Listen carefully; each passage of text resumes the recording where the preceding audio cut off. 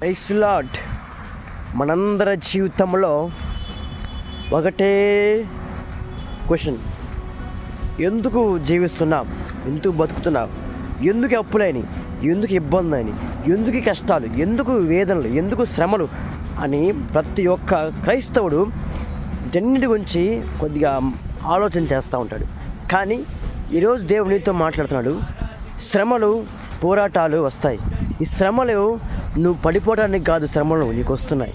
నిన్ను ఆధ్యాత్మికముగా ఆ జీవితంలో దేవుని మార్గంలో నేను నిలబెట్టాలంటే, దేవుని మార్గంలో దేవుని పరిచయం నిలవాలంటే ఈ ఆటుపోట్లు నీకు తగ్గుతాయి.